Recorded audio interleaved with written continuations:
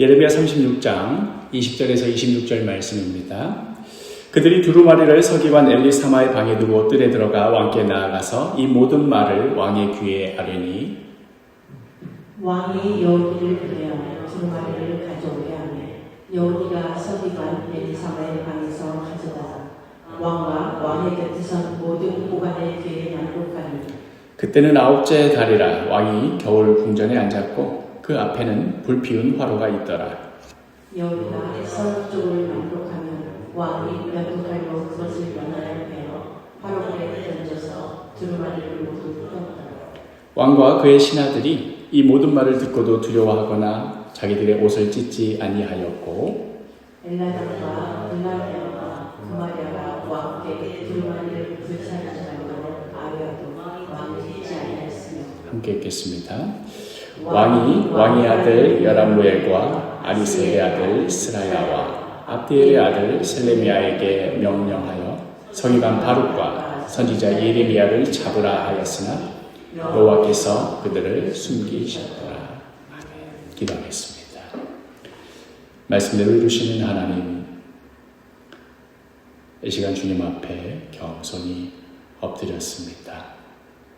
우리의 생각, 우리의 계획, 우리의 못난 욕심 다 내려놓고 오직 주님의 말씀에만 귀 기울이게 하여 주옵소서.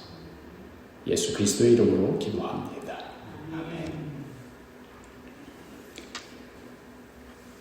아멘. 예수 믿는 사람 치고 성경을 귀하게 여기지 않는 사람은 없습니다. 이를테면 성경책 위에 다른 책 올려놓으면 안 된다. 이런 걸 배우기도 하고요. 성경이 바닥에 떨어지면 얼른 주워다가 가슴을 이렇게 문질러서 닦기도 하고. 또 이런 질문도 제가 받아봤어요. 성경이 너무 낡아서 더 이상 볼 수 없게 되면 그거를 땅에 묻어야 되나요? 불에 태워야 되나요? 이런 거 묻는 분도 계시고.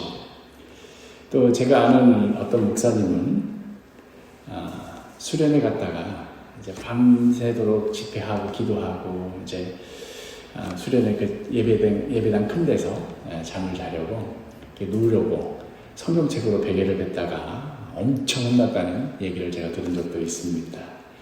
그만큼 하나님의 말씀, 성경을 귀하게 여긴다는 그런 의미에서는 참으로 귀한 모습이죠. 그 방법이 어땠냐 저랬냐를 따지기 전에 그 모습 자체는 참으로 귀합니다.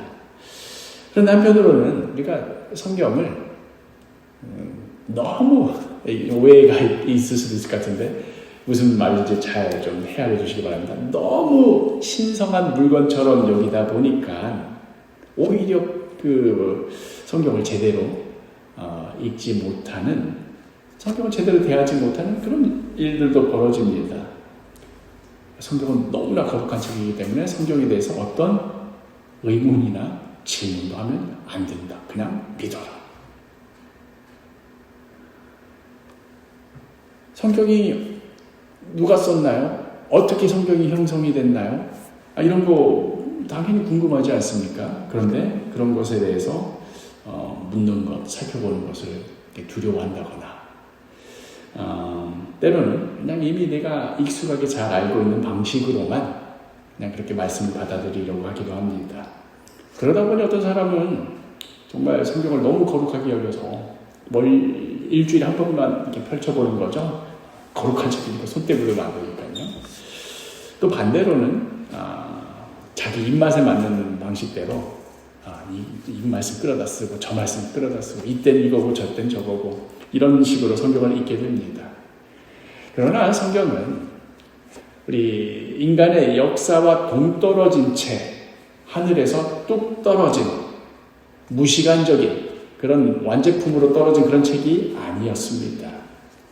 무너지는 역사 속에서 눈물과 혼란 속에서 갈등 속에서 그 가운데 기록되고 전해진 살아있는 진언이었습니다.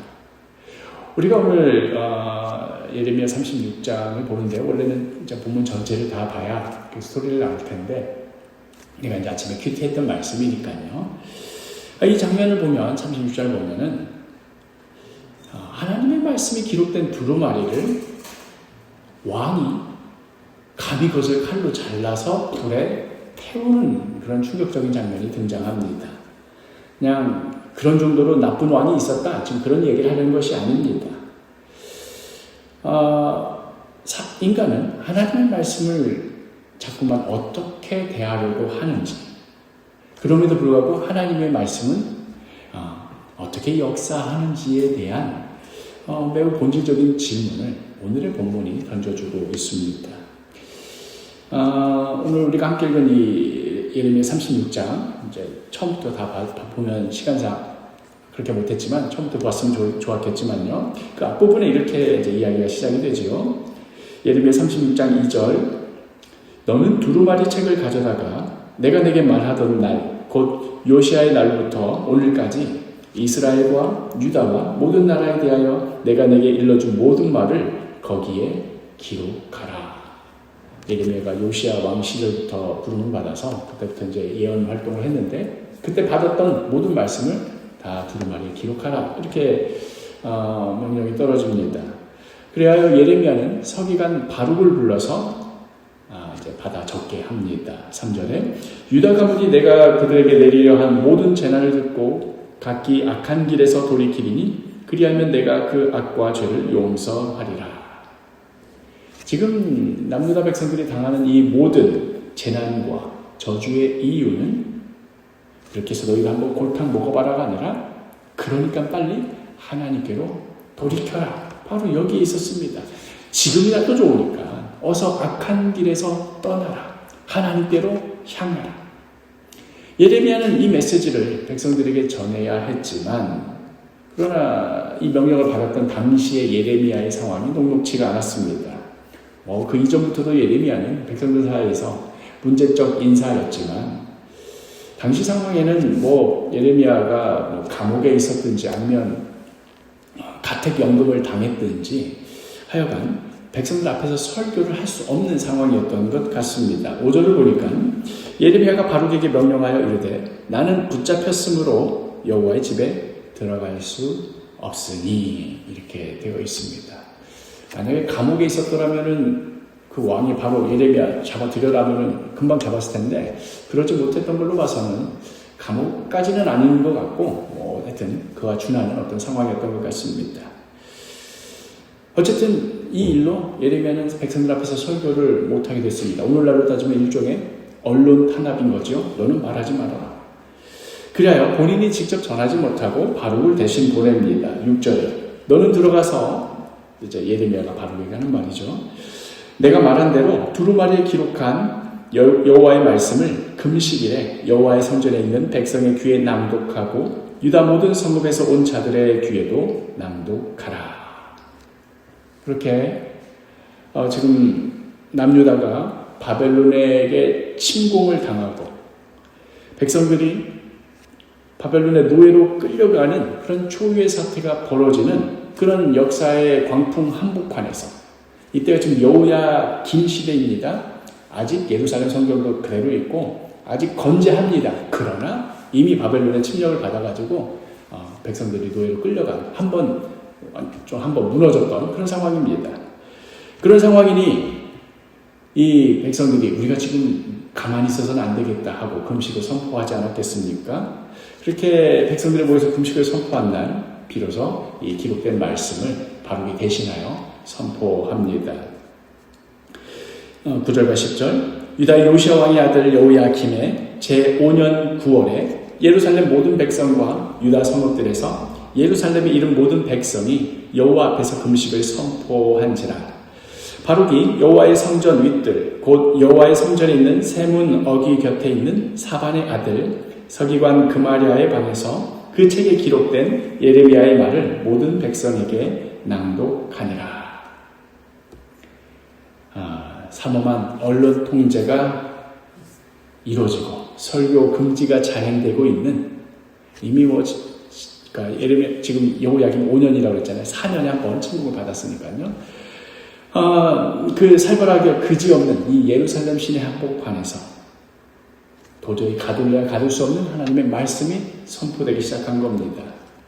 우리 70년대 민주화 운동을 하던 시절, 군사 정권 시절에 비밀리에 출판된 서적들이 이제 민주 인사들이 모여가지고 특정한 날을 기점으로 해서 이제 기습적으로 그 책을 배포되는 그 순간이 어떠했을까 한번 상상해 보시기 바랍니다. 아마도 예레미야에 기록된 메시지가 백성들 앞에서 선포되던 그날의 풍경도 이처럼 긴박했을 것이고 또 가슴 졸이는 사건이었을 겁니다. 국가적 재난 속에 금식이 선포되고 많은 백성들이 애도를 표하며 슬퍼하고 있는 와중에 이제 살 길은 애굽 눈치 보는 것도 아니고 저 무서운 바벨론 눈치 보는 것도 아니고 악에서 떠나 하나님께로 돌이키는 길이다 하는 그런 메시지였습니다. 이 메시지가 당시 남유다의 최고 통치자인 여호야김으로서는 그간의 자신의 실책에 대한 하나님의 평가이자 제대로 그 마음을 긁히게 되는 그런 말씀이 조용히 된 것도 아니고 백성들 앞에서 선포된 겁니다. 나라의 운명이 풍전등과 같은 상황 속에서도 사람들은 금식을 선포하고 나름대로 하나님을 찾고자 애를 썼지만 정작 이렇게 선포되는 하나님의 말씀은 외면당하고 있었습니다. 그럼에도 하나님께서는 이미 말씀하셨고 그 말씀하신 그 하나님의 그 메시지를 기록하여서 백성들 앞에 선포하였습니다. 백성들과 함께 이 메시지를 듣고 있던 고관들 중에 일부가 그 메시지의 심각성을 인식하였습니다. 야, 이거 보통 메시지가 아니다. 그리고는 그 메시지를 들고 왕 앞에까지 가게 된 것이지요. 이제 기대하기로는 왕이시여, 이게 하나님의 말씀인데 이렇게 기록되어 있습니다. 지금 백성들에게 이렇게 선포가 되었습니다. 한번 읽어보시지요 하면은 왕이 딱 보고는 아하, 내가 잘못했구나. 지금이라도 내가 돌이켜야겠구나. 이걸 예상하고 갔었는지 모르겠지만 보여주는 장면이 충격적이었던 것이지요. 23절에 여우기가 서로 쪽을 낭독하면 왕이 면도칼로 그것을 연하여 벤다는 그러니까 계속해서 연속적으로 베어서 화로 뿔에 던져서 두루마리를 모두 태웠더라. 왕은 하나님의 말씀을 한마디 한마디 듣더니 그 두루마리를 칼로 쫙쫙 긋습니다. 그리고는 화로 뿔에 태워버립니다. 이게 지금 단순히 하나님의 말씀을 듣기 싫어서 그랬다는 하는 그런 정도를 넘어섭니다. 지금 이 메시지가 가장 누구를 지금 향하고 있습니까? 왕인 여호야김을 향하고 있는 그 메시지입니다. 그 하나님의 그 질책을 견딜 수가 없었던 겁니다. 그 말씀이 자신을 흔들고 회개를 요구하고 권력을 심판하는 그 메시지 앞에 차라리 그 말씀을 없애버리고 싶었던 것이지요.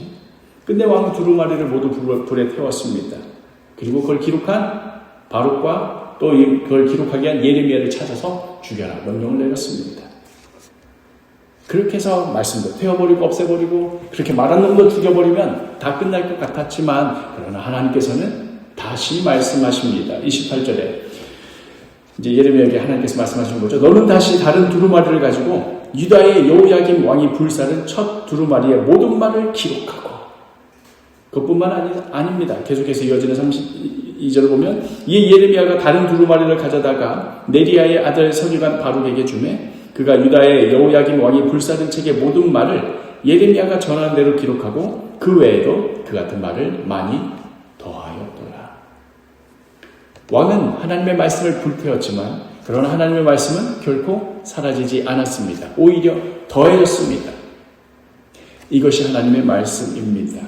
하나님의 말씀의 권위는 어떤 종이 위에 어떤 잉크가 이렇게 움직여서 만들어내는 그런 물질에 부여되어 있는 것이 아닙니다. 이 말씀은 권위가 있다 없다 인간의 어떤 권력의 승인이나 인증에 있는 것도 아닙니다. 이 말씀은 원문이 완벽하게 보존되어 있는 것이다 하는 어떤 그 원본성에 거기에 권위가 있는 것도 아닙니다. 하나님께서 여전히 말씀하신다 하는 그 사실의 권위가 있는 것입니다. 생각해보면 예레미야서 자체도 그렇습니다. 예레미야를 읽기가 참 어려운 책이죠. 불리한 걸 많기도 하지만 처음 읽을 때는 이제 예레미야가 부름받는 그런 장면이 나와서 이제 어린 시절에 부름받아서 무슨 일이 있겠거니 하고 기대를 하면서 보지만 이 장을 넘어가면 넘어갈수록 이게 왜 2장 다음 3장은 왜 이 내용이고 왜 또 4장은 이 내용이고 총처럼 종잡을 수 없는 그런 편집 구성을 가지고 있습니다. 시기적으로 한참 뒤에 있는 얘기가 앞에 나오는가 하면은 초창기 얘기가 뒤에 나오기도 하고 그렇습니다. 예를 들면은 예레미야 44장을 보면은 예루살렘이 이미 무너진 이야기가 나옵니다. 아이고 그럼 45장에는 무너진 이후에 무슨 일이 있었는가 그 얘기가 나오겠거냐고 45장을 보면 또 우리가 지금 보고 있는 여호야김 시대 이야기가 나옵니다. 무너진 건 시드기야 왕 때인데 그 다음 장은 시드기야 앞에 여호야김 그 앞에 여호야김 시대 이야기가 나오는 겁니다. 그러니 이 예레미야서를 순차적으로 읽다 보면 목사인 저조차도 이게 왜 이렇게 장이 왔다 갔다 하는 거야 감을 잡기가 어렵습니다. 그래서 요즘 큐티 다이어리 그 원고 쓰는 게 너무나 힘듭니다. 연구를 배나 많이 해야 됩니다. 그런 의미에서 예레미야서는 처음부터 내가 이런 일들 다 겪었는데 그간 일을 내가 회상하면서 한번 적어봐야지. 어린 시절 그때 이랬고 그때 이런 말씀 받았고 그 다음 이 사건이 있어서 그래서 내가 또 이렇게 말씀을 적었고 이렇게 처음부터 꾸준히 기록되어서 순차적으로 정리된 그런 기록이라기보다는 오늘 우리가 봤던 이 상황처럼 긴박하고 위급한 상황 속에서 그때그때 기록되고 어떤 것들을 그냥 불에 태워져서 없어지고 그럼 또 쓰고 그러면서 또 없앨 자도 있으니까 또 지키려고 원고를 들고 뛰어다니고 하는 그런 과정 속에서 모아진 책입니다. 그래서 이 장들의 순서도 뭔가 이렇게 막 섞여 있고 이런 것들이 아마 그런 당시 상황이 이 장들의 편집의 또 순서에 반영되어 있지 않나 학자들은 그렇게 추정하고 있습니다. 만약에 예레미야서가 어떤 가상의 저자가 자신의 생각과 상상으로 깔끔하게 집필해서 정리한 책이라고 한다면 굳이 우리가 보고 있는 지금의 이런 형태일 필요가 없을 겁니다. 하나님이 이렇게 말씀하셨을 거야. 이게 하나님 뜻일 거야. 자기가 막 지어내는 책이라면 오히려 진짜처럼 보이고 오히려 그럴듯하게 보일 정도로 깔끔하게 정리가 되어 있겠지요. 그러나 오늘날과 같은 뭔가 정리되어 있지 않은 모양새의 이 책의 형식이 오히려 그 당시에 하나님의 말씀이 선포되던 그 당시의 긴박함과 이걸 꼭 전해야 된다는 그 절실함이 고스란히 보존되어 있는 귀한 책임을 오히려 입증해 보여준다고 할 수 있겠습니다. 비록 그 순서들이 뭔가 정리되지 않은 듯한 형태라 하더라도 그 각 기록마다 그 기록의 조각마다 그 당시 하나님께서 주셨던 그 하나님의 말씀에 대한 놀라움과 두려움이 고스란히 담겨져 있고 또 그것이 선포되던 그 순간의 긴박함과 충격이 담겨져 있는 것입니다. 그런 의미에서 성경은 당대의 위기와 역경을 살아낸 신앙의 선조들의 그 숨결이 고스란히 담겨있는 책이라 할 수 있습니다. 심지어는 그 순서가 뒤죽박죽 보이는 것 그 자체도 봐라 믿음을 지키면서 산다라는 게 바로 이런 모양새다 하는 것을 우리에게 증언하여 주는 듯합니다. 사실 교회의 역사 가운데서도 예레미야서는 지금부터 2500년 전에 기록된 책이지만 교회 역사 가운데에서도 이렇게 성경을 칼로 재단하려 하는 시도는 사실 여러 번 있었습니다. 그 대표적인 사례가 아주 초대교회 시절 AD 2세기경에 그러니까 기원 후 100년이 좀 넘은 그런 시대에 벌써 그런 시도가 있었는데 마르키온이라는 사람이 등장해서 이단적인 주장을 펼쳤습니다. 그 마르키온이라는 사람이 주장하기를 뭐라고 했냐면 잘 들어보세요. 지금 벌써 한 1900년 전 주장 아닙니까? 그렇죠? 그런데 지금 들어도 솔깃합니다. 뭐라고 주장했냐면 모름지기 사랑의 하나님이라면 용서와 화해를 말해야 하는 하나님이어야지 심판을 말하고 저주를 퍼부는 하나님은 그거는 진짜 하나님일 리가 없다. 이렇게 주장했습니다. 솔깃하지요? 그리하여는 구약 성서에 나타나는 그 하나님은 읽어봐라. 왜 이렇게 폭력적이고 다 죽이라고 말하고 다 막 심판하고 저주하고 이 구약에 나타난 하나님은 너무나 원시적이고 폭력적이다. 그러니 이 구약은 하나님의 말씀 일리가 없다. 통으로 버려버렸습니다. 그리고 신약에 있는 여러 말씀들도 자꾸 구약을 인용하거나 구약의 연장선상에서 쓰여진 책들도 있잖아요. 그것도 다 인정 안 하는 겁니다. 그래서 자신의 어떤 이상향에 어울리는 그런 하나님에 대한 글들만 모아서 선택적으로 모아서 이것만 성경이다. 이렇게 주장하고 가르쳤습니다. 그래서 그는 자신이 좋아하는 일부 누가복음과 바울 서시만 남겨두고는 나머지는 다 갖다 버려버렸습니다. 그러니까 결국 자기 입맛에 맞는 하나님만 남겨둔 것이지요. 그런 의미에서 보면은 이 마르키온이 이것만 성경이다 했던 이 모습이 오늘 우리가 봤던 이 여우야김이 칼질해버리는, 야 이것만 쓰면 안 들을까 불태워버리는 그 모습과 묘하게 닮아 있습니다. 둘 다 결국 내가 받아들일 만한 하나님만 남겨두겠다. 그런 말씀만 내가 인정하고 수납하겠다 하는 시도였기 때문입니다. 사실 이 마르키온, 이 이단이 등장하던 시기만 하더라도 당시 교회는 오늘날 우리가 생각하고 있는 성경책이라 하는 이런 한 권의 책으로 묶인 이런 것이 존재하지 않았던 시절이었습니다. 이 얘기 처음 듣나요?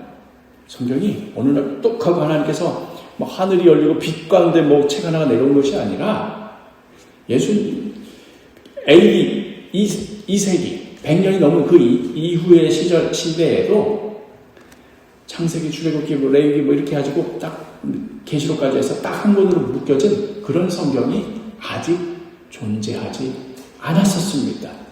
66권의 책들이 여기저기 흩어져 있었고, 그래서 교회에서는 각자 구할 수 있는 대로 각자 사정에 따라 성경을 읽을 수 있었습니다.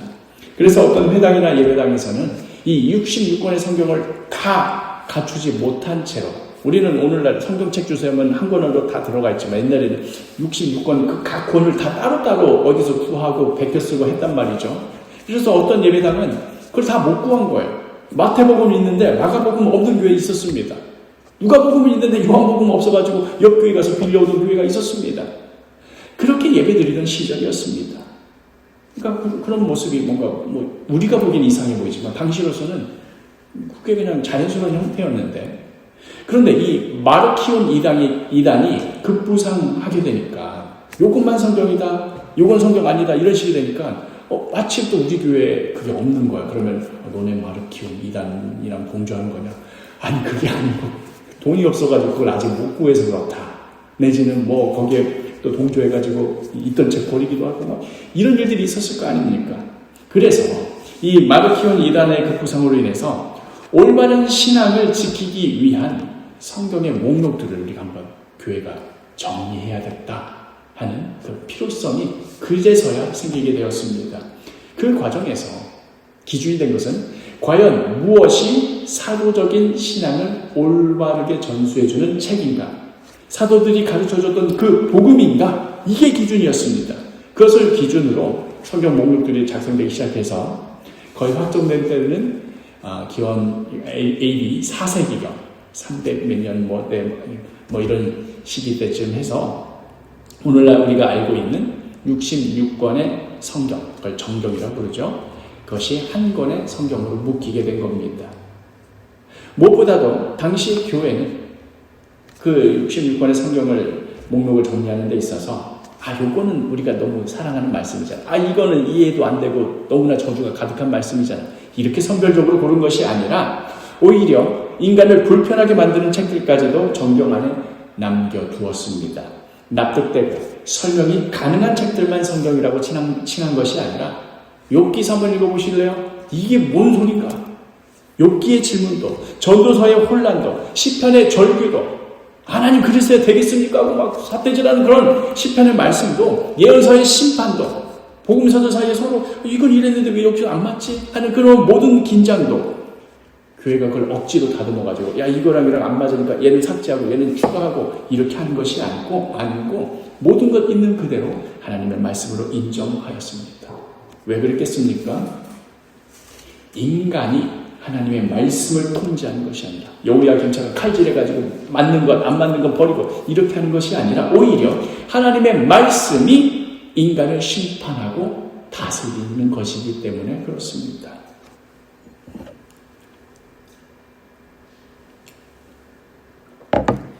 이제 이어서 하려는 메시지는 더 민감한 이야기입니다.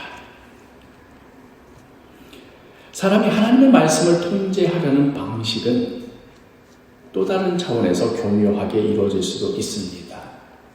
이를테면 성경은 그 자체의 권위가 있음을 스스로 증명하기 때문에 기독교적 신앙의 지표가 된다. 이 말 많이 들었죠? 이 말에 대해서 한번 생각해 봅시다. 우리 전도할 때 그런 얘기 하잖아요. 하나님 살아계십니다. 그걸 어떻게 합니까? 성경에 기록되어 있습니다. 성경에 기록되어 있는 것이 기록되어 있기 때문에 하나님 살아있단 말입니까? 왜냐하면 성경은 살아계신 하나님의 말씀이기 때문에 논리가 계속 돌잖아요. 그렇죠? 세상 사람은 그걸 받아들일 수가 없는 거예요. 그런데 우리가 그에 대해서 성경이 그 자체의 권위가 있음을 스스로 증명한다. 이렇게 말합니다. 성경이 우리 모든 신앙의 표준이요 기준이 된다는 의미에서는 분명 귀중한 우리의 신앙의 고백입니다. 성경이 기독교 신앙의 객관적 기준이 된다. 그런데 여기서 말하는 이 객관성이라는 것이 누가 보더라도 얘는 사실일 수밖에 없다는 그 말이잖아요. 그렇죠? 이 객관성이라는 것이 마치 다른 학문에서 말하듯 이를테면 수학이나 과학 같은 학문에서 말하는 그 객관성을 성경 역시도 똑같이 보유하고 있기 때문에 그래서 성경은 사실이고 그래서 성경은 믿을 만한 것이고 그렇기 때문에 우리 신앙이 객관적인 기준이 된다는 주장으로 약간 살짝 미묘하게 비껴가기도 합니다. 제 논리가 좀 전달이 되나요? 무슨 소리야? 그럼 성경이 이렇게 가짜란 얘기를 지금 목사님이 설교하시는 거야? 이런 오해가 아니라 지금 성경이 객관적이다라고 말할 때 우리가 자신도 모르게 지금 품고 있는 뭔가 엇나간 듯한 그 방향을 말하는 겁니다. 사실 성경이 객관적인 책이다, 객관적인 진리를 증명하는 책이다라고 이렇게 주장하는 데 있어서는 그 역사적인 정황이 있었기 때문에 그랬습니다. 예전 처음에 초대교회 시절에 그런 식의 얘기를 하지 않았습니다. 18세기 무렵에 임마누엘 칸트랄지 하는 그 계몽주의 철학자들 알지요?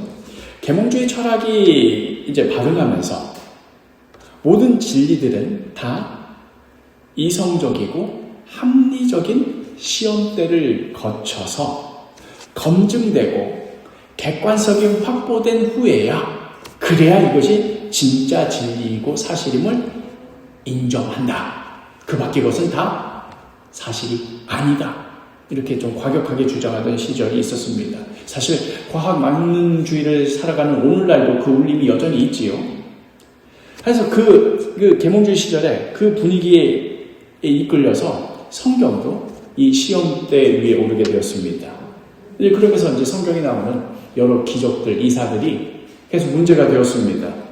이것은 성경에 기록된 이것은 이성적으로 합리적으로 설명이 되지 않으므로 따라서 이것은 사실이 아니다. 이건 진리가 아니다 하는 주장들이 나오기 시작했습니다. 그러니까 이제 신학자들이 이에 반발해가지고 지금 무슨 소리 하는 거냐? 성경은 진리의 책이다. 이 성경의 진리성을 수호하기 위하여서 성경 역시도 그 어떤 학문의 그 영역에 비춰보더라도 뒤지지 않는 객관성을 가지고 있음을 다른 그 어떤 권위나 근거에 기대는 것이 아니라 성경 자체가 스스로 온전하게 증명하고 있음을 강조하던 그 과정에서 이제 이러하기 때문에 성경은 객관적이다. 누가 보더라도 한 가지 사실만을 전하고 있다. 이런 걸 막 강조하는 과정에서 이제 그것으로 인해서 성경의 권위를 지켜내고 또 기독교 신앙의 근거를 수호하였습니다. 우리 장로교가 몸담고 있는 개혁 신학이 바로 그 수호 전쟁의 최전방에서 싸웠던 그런 신학입니다. 성경에 나오는 모든 기적들, 이적들, 그거는 다 이성적으로, 합리적으로 설명될 수 있는 것이다. 나름대로 다 이렇게 하면 다 설명이 된다 하고 해답을 제시하기도 했습니다. 그러나 지금 와서 돌이켜보면 성경의 진리성, 성경의 객관성을 수호하겠다라는 그 의도는 참으로 가상하지만 한편으로는 어떤 의미에서는 그 살아있는 하나님의 말씀을 인간의 합리성과 객관성이라는 그 좁은 틀 안에 억지로 끼워 넣으려고 하는 위험한 시도가 될 수도 있었던 것이지요. 우리가 성경을 보면 알겠지만 성경 어디를 봐도 이런 일이 있었다. 이거는 진짜로 가능한 일이고 설명이 되는 일이다. 이성적이고 합리적인 객관성을 보유하고 있으므로 그러므로 이 책은 진리다. 이렇게 그걸 증명하기 위해서 애쓰는 흔적이 성경 어딜 봐도 없습니다. 성경은 그저 하나님의 살아계심을 말하고 있을 뿐이고 하나님께서 이 땅 가운데 직접 개입하셔서 우리와 함께 하셨음을, 지금도 함께 하심을 담담하게 보여줄 뿐입니다. 이러이러하게 하기 때문에 그러므로 성경이 객관성을 띠고 있고 저러저러한 이유 때문에 이 성경의 모든 주장들은 합리적이고 이성적이다 하는 것을 애써 주장하지를 않습니다. 성경이 기록되던 그 당시에는 오늘날의 이런 방식과 같은 어떤 입증의 필요성, 객관성 확보의 필요성이 없었기 때문이기도 하지만 무엇보다도 성경이 진리인 이유가 이 책이 보유하고 있는 어떤 객관성에 있는 것이 아니라 누가 보더라도 이것은 한 가지 사실만을 말하고 있다라는 그 객관성이 있기 때문에 성경이 진리다 이것이 아니라 성령의 내적 증거, 즉 하나님의 말씀에 따라 역사하시는 성령에 근거하고 있기 때문이었습니다. 다른 말로 하자면 성경이라는 그 텍스트 그 자체가 진리 체계를 완벽하게 제시하는 자증적인 이것은 이거고 이것은 이거고 이건 이거고 따라서 이거다 증명 끝 이런 식의 구조를 가지고 있기 때문에 무슨 완전 무모한 정보 체계이기 때문에 객관적인 데이터의 어떤 닫힌 시스템이기 때문에 그래서 진리인 것이 아니라 성경은 하나님의 살아있는 증언이요 살아계신 하나님께서 역사하시는 사건이요 교회 안에서 울려 퍼지는 말씀이기에 진리인 것입니다. 세상 학문에서 말하는 객관성은 이를테면 과학자들이 이제 현미경으로 세포를 관찰하고 실험하고 분석했더니 이건 이렇더라. A라는 과학자가 이건 이렇더라고 하긴 했는데 지구 반대편에 있는 B라는 과학자가 똑같은 거 해도 똑같은 결과가 나오면 그게 바로 객관성이 확보되는 겁니다. 그러나 그렇게 객관성을 확보했다고 해서 과학자가 자기가 관찰하고 있는 그 세포와 인격적으로 교제하고 그 세포에게 자신의 삶을 내어주고 생명을 걸고 이런 거 안 합니다. 그저 외부에서 객관적으로 관찰하는 대상으로서의 세포를 바라볼 뿐입니다. 그러나 성경은 그런 식의 책이 아닙니다. 그런 식으로 바라봐서 누가 보더라도 똑같은 사실을 말하는 객관성을 확보하는 그런 책이 아닙니다. 텍스트 바깥에서 관찰하고 그 사실성을 객관적으로 보여주기 때문에 적합한 책이 아니라 그 말씀 안에 내가 들어가고 그 말씀 안에서 관계를 맺고 자신의 존재 전체를 쏟아 붓는 그 삶의 여정 가운데에서 이것이 진리임이 드러나는 책인 것입니다. 그렇기에 성경을 믿는 자들에게는 살아 역사하는 하나님의 말씀이지만 믿지 않는 자들에게는 아니 뭐 이렇게 허술한 책이 있어. 아니 뭐 어떻게 이런 걸 순진하게 그대로 믿을 수가 있어. 이건 그냥 오래된 종교 서적이야 하는 그런 책에 불과하게 되는 것이지요. 물론 개혁신학은 성경의 권위를 지켜내기 위해서 치열하게 싸웠습니다. 계몽주의 시대 속에서 성경을 단지 이건 신화야, 이건 미신이야 하고 몰아가는 그런 학자들의 흐름에 맞서서 성경이 하나님의 참된 말씀임을 붙들고자 애썼습니다. 그리고 우리 역시도 그 신앙의 유산 위에 서 있습니다. 그러나 우리는 동시에 조심해야 됩니다. 성경의 권위를 지켜내려는 우리의 열심이 어느 순간 살아계신 하나님의 그 자유로우심까지 우리의 이해와 우리의 체계와 우리의 시스템 안에 가두려는 시도로 변질되지 않도록 조심해야 됩니다. 사실 개혁신학자들이 하려던 작업은 완벽하게 증명 가능한 객관성을 추구했다기보다는 우리의 모든 가치와 기준을 넘어서는 하나님의 주권, 하나님의 말씀의 우선함, 그것을 드러내고자 했던 것입니다. 그렇게 우리는 더더욱 성경의 객관성을 붙잡으려고 하는 것에 앞서서 말씀을 통하여 역사하시는 하나님의 주권을 먼저 인정해야 할 것입니다. 오늘도 우리 삶 가운데 우리의 상황과 각 처지 속에서 자유롭게 역사하시는 성령의 역사에 겸손히 귀 기울여야 합니다. 이렇게 말하면 또 반대로 막 주장하는 사람들도 있죠. 그러면 오늘도 자유롭게 말씀하시니까 오늘도 막 새로운 계시를 주신단 말이냐. 그건 네 느낌이지 성령이 주신 마음이 아닌데 그냥 네가 가지고 있는 어떤 충동, 느낌까지도 다 그 하나님의 음성으로 퉁쳐가지고 그걸 따라가라는 얘기냐? 그 얘기가 아닙니다. 오히려 참된 성령의 역사는 언제나 우리를 하나님의 말씀 앞에 서게 합니다. 지금 하려는 이야기의 포인트는 하나님 말씀의 권위를 강조한다는 명목 아래 살아계신 하나님께서 오늘도 우리를 회개하게 하시고 새롭게 하시고 우리의 틀을 깨뜨리는 그 역사까지도 지나치게 모든 것이 정해져 있어, 모든 것이 완벽하게 증명되어 있어 하는 그 체계 안에 가두려 하지는 않는지 조심히 되돌아봐야 한다는 그 이야기입니다. 혹시나 우리가 추구하는 객관성, 세상 모든 학자들이 선호하는 그 합리성이라는 틀로 성경을 난도질하고 불에 태우는 일을 행하고 있지 않은지 매우 조심스럽다는 말입니다.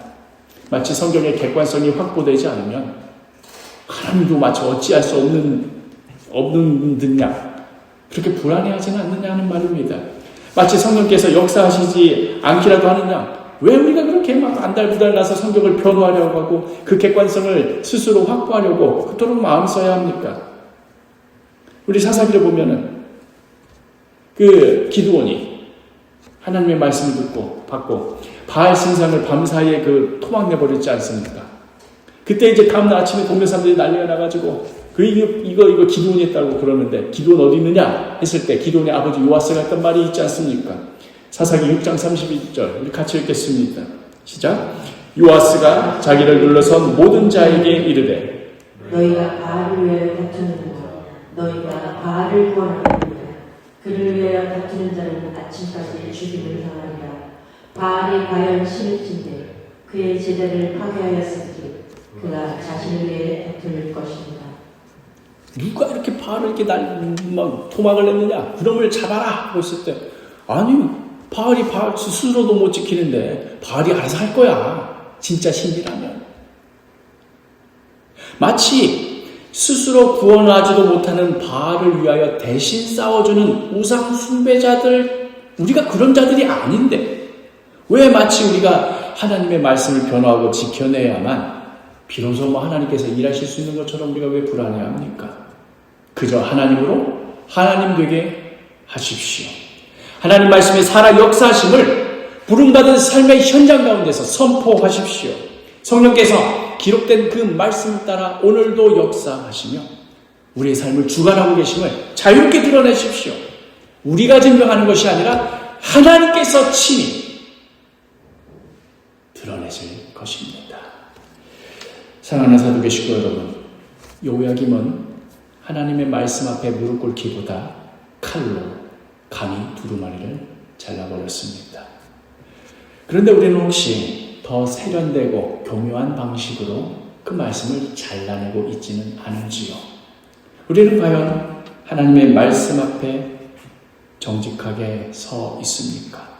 아니면 이미 내게 익숙한 하나님, 이미 내 안에 정리되어 있는 체계, 이미 내가 받아들일 만한 정도의 그 말씀만 남겨두고 나머지는 잘라내고 있지 않습니까? 저건 그때 시절 이야기지. 저건 저 사람에게 해당되는 이야기지. 나는 아니야. 어쩌면 우리는 그런 방식으로 우리 손에 칼을 쥐고 있는 것일지도 모르겠습니다. 여호야김보다도 훨씬 세련되고 훨씬 조용하고 훨씬 신학적인 칼. 그러나 하나님의 말씀은 결코 인간의 손 안에 갇히지 않습니다. 여호야김이 내가 없애버려서 했던 그 말씀은 사실 아무것도 없어지지 않았습니다. 하나님의 말씀은 우리의 승인을 받아야만 비로소 살아나는 말씀이 아니기 때문에 그렇습니다. 그렇다면 우리가 해야 될 일은 단 한 가지입니다. 하나님의 말씀 앞에 정직하게 서 있는 것. 나타내지 않고 골라 담지 않고 지금 내가 서 있는 그 자리에서 이 말씀이 지금 나에게 뭐라고 말씀하시는지 정직하게 귀를 기울이는 것입니다. 때로는 그 말씀 우리를 굉장히 불편하게 할 겁니다. 우리의 판단을 막 흔들어 놓을 겁니다. 우리가 오랫동안 쥐고 있었던 거 그거 놓으라고 말할 겁니다. 그것이 바로 말씀이 살아있다는 증거입니다.